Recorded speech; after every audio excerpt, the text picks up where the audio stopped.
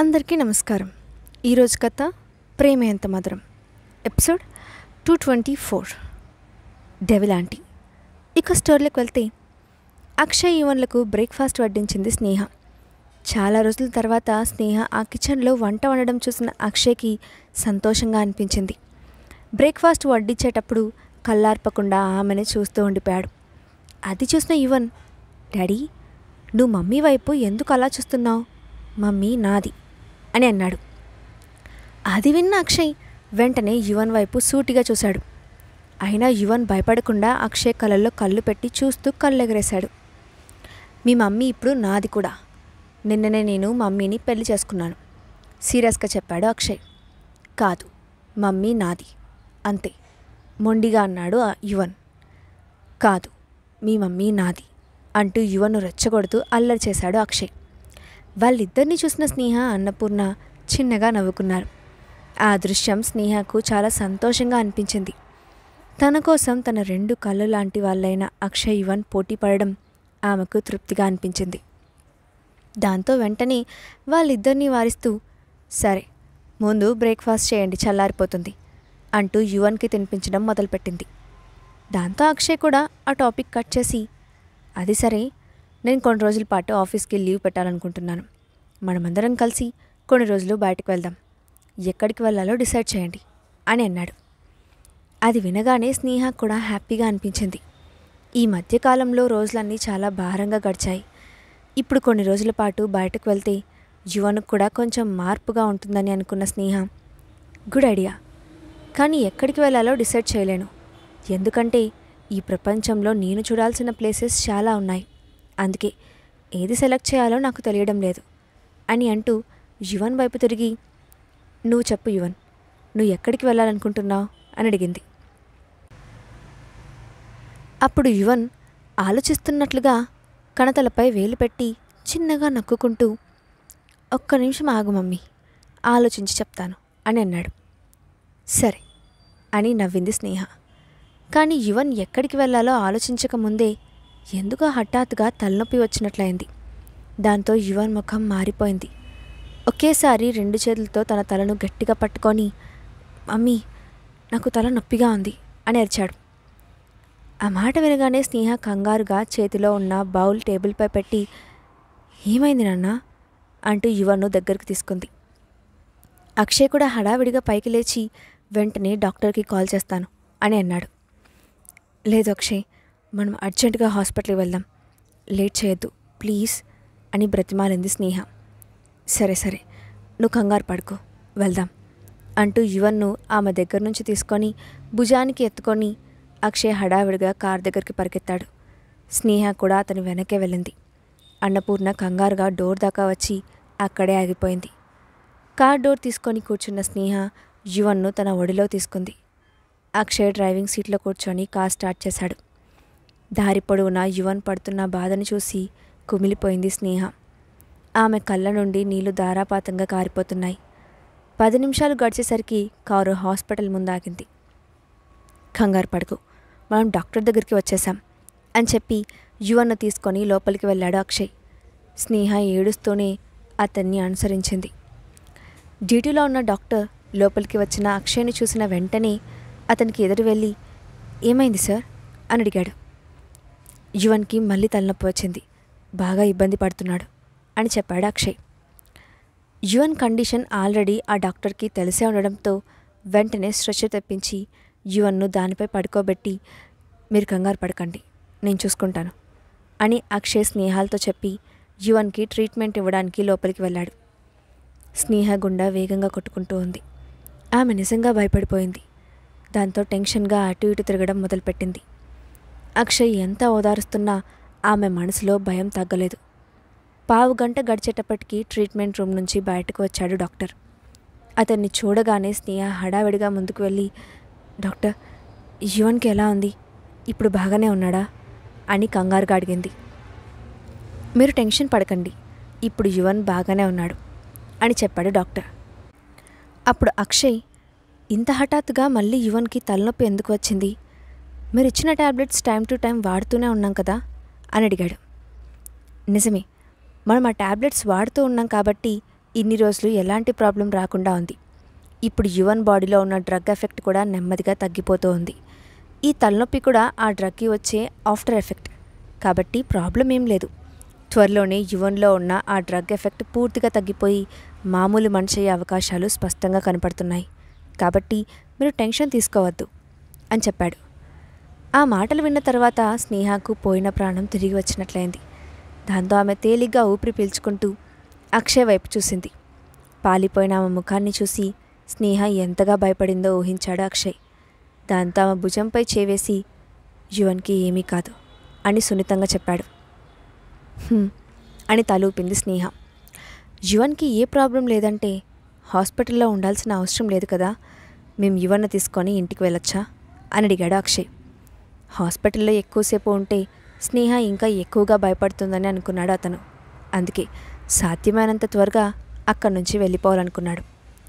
Doctor సరేనంటూ తలూపి problem ఏం లేదు, కానీ బాబుకి ఎప్పుడైనా చిన్న పెయిన్ వస్తే మీరు కంగారు పడకండి. అలాగే యువన్కి ఇంజెక్షన్ చేశాను. ఆ మెడిసిన్ ఎఫెక్ట్ వల్ల నిద్రపోతూ ఉన్నాడు. కాబట్టి ఇప్పుడు డిస్టర్బ్ చేయకండి. నిద్ర లేచిన తర్వాత అతన్ని తీసుకెళ్ళండి అని చెప్పాడు. ఆ మాటకు అక్షయ్ కూడా ఓకే డాక్టర్ అని చెప్పడంతో డాక్టర్ అక్కడి నుంచి వెళ్ళిపోయాడు. స్నేహ వెంటనే హడావిడిగా యువన్ రూమ్లోకి పరిగెత్తింది. అక్కడ బెడ్పై పడుకొని ఉన్న యువన్ ప్రశాంతంగా నిద్రపోతూ కనిపించాడు. కాసేపటి క్రితం తలనొప్పితో విలవిల్లాడిపోయిన యువన్ ముఖం గుర్తుకు రావడంతో స్నేహ కళ్ళ నుండి మళ్ళీ కన్నీళ్లు రాలాయి. ఒక తల్లిగా తన కొడుకుని ఆ పరిస్థితుల్లో ఆమె చూడలేకపోయింది. అప్పుడు అక్షయ్ వెనక నుంచి వచ్చి నువ్వు కూర్చొని రెస్ట్ తీసుకో, నేను చూసుకుంటాను అని అన్నాడు. కానీ స్నేహ తల అడ్డంగా ఊపుతూ లేదు, నేను ప్రశాంతంగా ఉండలేకపోతున్నాను. యువన్ను నేను సరిగ్గా చూసుకోలేకపోయాను. నా అజాగ్రత్త వల్లే యువన్కి ఇలాంటి ప్రమాదం జరిగింది. దీనికంతటికీ నేనే కారణం అని తనను తానే నిందించుకుంటూ ఉంది స్నేహ. అప్పుడు అక్షయ్ ఆమెను దగ్గరకు తీసుకొని ఓదారుస్తూ స్నేహ, నిన్ను నువ్వు నిందించుకోవడం మాని. యువన్కి ఇలా జరగడానికి వెనుక అసలైన కారకులెవరో త్వరలోనే తెలుస్తుంది. అప్పుడు నేను వాళ్ళని ఊరికే వదలను అని అన్నాడు. అతని మాటలకు స్నేహ సరేనని తల ఊపింది. అక్షయ్ ఆమెను తీసుకెళ్లి అక్కడే ఉన్న సోఫాలో కూర్చోబెట్టాడు. అప్పుడు స్నేహ అలసిపోయినట్లుగా అక్షయ్ భుజంపై తల వాల్చింది. అతను ఆమె తలపై చేత్తో చిన్నగా నిమిరాడు. ఆ చర్యతో మొదటి నుంచి ఉపశమనం పొందినట్లుగా స్నేహ మెల్లగా కళ్ళు మూసుకుంది. అక్షయ్ కదలకుండా అలాగే కూర్చుండిపోయాడు. 2 గంటలు గడిచిపోయాయి. నిద్రలో మెల్లగా కదిలిన స్నేహ కళ్ళు తెరిచి చూసింది.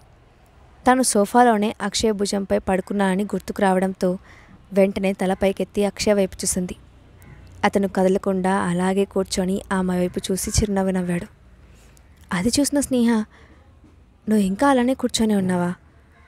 నేను ఇబ్బంది పెట్టాను కదా, సారీ అని అంది.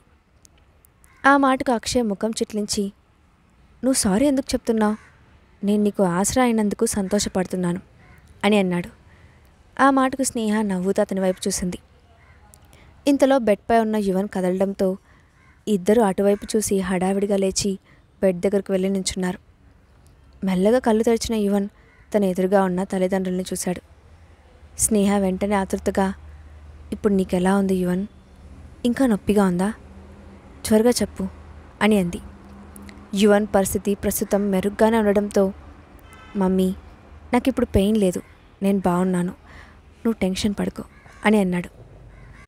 ఇంతలో యువన్కి అసిస్ట్ చేస్తున్న నర్సు వెళ్ళి డాక్టర్ను పిలుచుకొని వచ్చింది.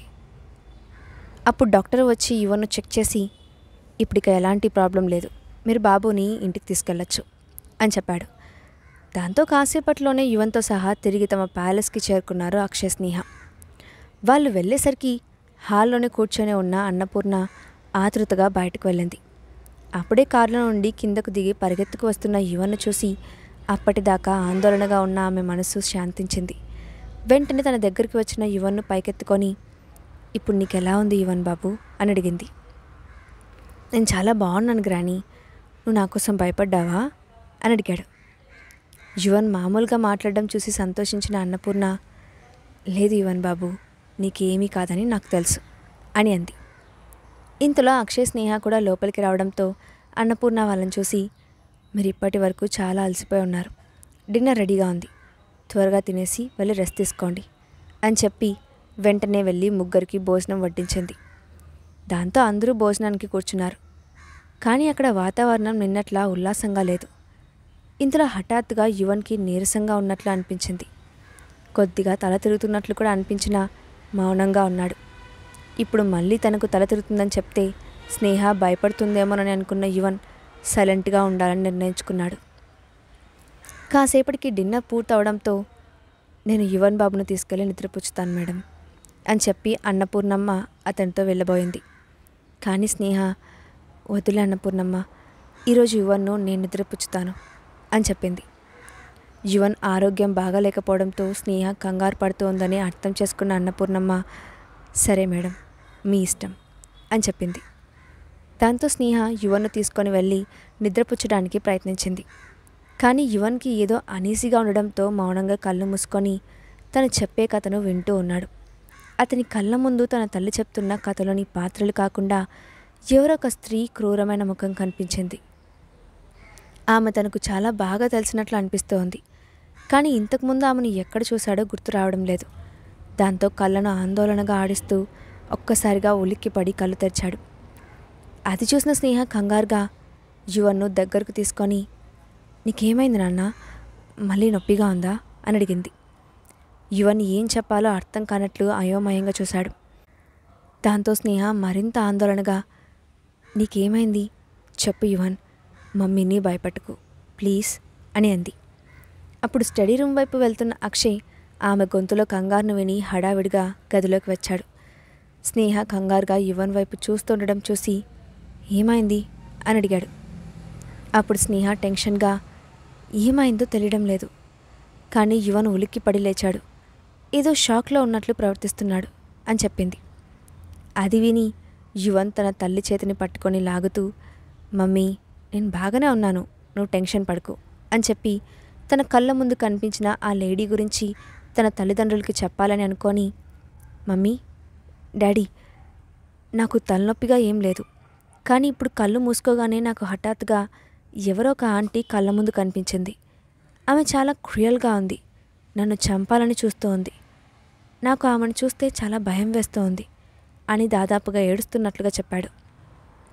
అక్షయ్ అనుమానంగా, నీకు కనిపించిన ఆ లేడీ ఫేస్ని నువ్వు ఇంతకుముందు ఎక్కడైనా చూసావా యువన్, ఆమె ఎలా ఉంది అని అడిగాడు. ఆ ప్రశ్న విని స్నేహ కూడా ఆతృతగా యువన్ వైపు చూసింది. ఆ ప్రశ్నకు యువన్ కాసేపు ఆలోచించి, ఆ ముఖం నాకు బాగా తెలిసినట్లు అనిపిస్తోంది డాడీ, కానీ ఆమె ఎవరో క్లియర్గా గుర్తు రావడం లేదు అని అక్షయ్తో చెప్పాడు.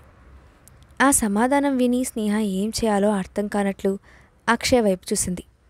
అప్పుడు అక్షయ్ యువన్ తలపై చేయి వేసి నిమురుతూ, సరే, నీకు గుర్తుకు రాకపోతే వదిలేయి, బలవంతంగా గుర్తు తెచ్చుకోవాలని ప్రయత్నించుకో, నువ్వు ముందు నిద్రపో అని చెప్పి యువన్ను నిద్రపుచ్చమని కళ్ళతోనే సైగ చేసి అక్కడి నుండి వెళ్ళిపోయాడు అక్షయ్.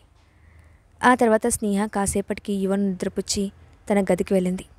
కానీ ఆమె మనసులో మాత్రం యువన్ చెప్పిన విషయం పదే పదే గుర్తుకొస్తూ ఉంది.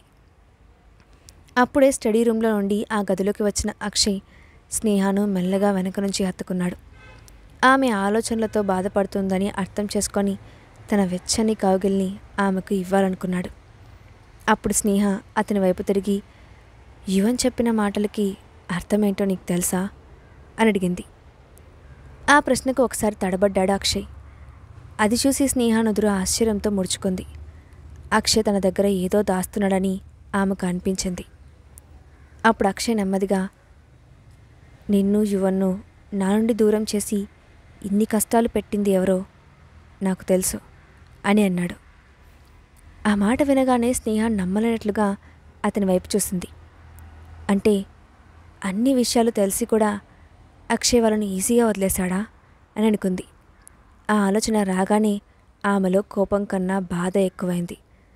ఇంతలో అక్షయ్ మళ్ళీ మాట్లాడుతూ, కానీ మనం దాన్ని నిరూపించడానికి కొన్ని సాక్ష్యాలు కావాలి, దానికోసమే ప్రయత్నిస్తున్నాను. ఎప్పుడైతే ఎవిడెన్స్ మన చేతికి వస్తుందో ఆ క్షణం ఆ వ్యక్తికి ఎలాంటి శిక్ష పడుతుంది అనేది ఎవ్వరూ ఊహించలేరు అని అన్నాడు. అక్షయ్ చెప్పిన ఆ మాట వినగానే అప్పటి వరకు స్నేహాలు కలిగిన సందేహాలు పటాపంచలయ్యాయి. ఒక్క క్షణంలో అక్షయ్ను అపార్థం చేసుకున్నందుకు ఆమె గిల్టీగా ఫీల్ అయింది. దాంతో వెంటనే అతన్ని మౌనంగా హత్తుకుంది. అక్షయ్ ఆమెను నెమ్మదిగా బెడ్ దగ్గరికి నడిపించుకుంటూ వెళ్ళాడు. స్నేహ అతని కౌగిలి నుండి విడిపోవడం ఇష్టం లేనట్టు అలాగే బెడ్పై పడుకుంది. కాసేపట్లోనే ఇద్దరూ గాఢ నిద్రలోకి జారుకున్నారు. తర్వాత రోజు ఉదయం యువన్ కళ్ళు తెరిచేటప్పటికీ ఎదురుగా నుంచొని నవ్వుతూ కనిపించారు అక్షయ్, స్నేహ. వాళ్ళిద్దరిని చూసిన యువన్ లేచి బెడ్పై కూర్చొని, మమ్మీ, డాడీ, మీ ఇద్దరూ ఇక్కడెందుకున్నారు అని అడిగాడు. అప్పుడు స్నేహ యువన్ తలపై చేవేసి చిన్నగా క్రాఫ్ట్ జరుపుతూ, నీకో సర్ప్రైజ్ అని అంది. ధాత్రి విషయంలో అక్షయ్ ఏ నిర్ణయం తీసుకోబోతున్నాడు? యువన్తో స్నేహ చెప్పిన సర్ప్రైజ్ ఏంటి? నెక్స్ట్ పార్ట్లో చూద్దాం. Thanks for watching.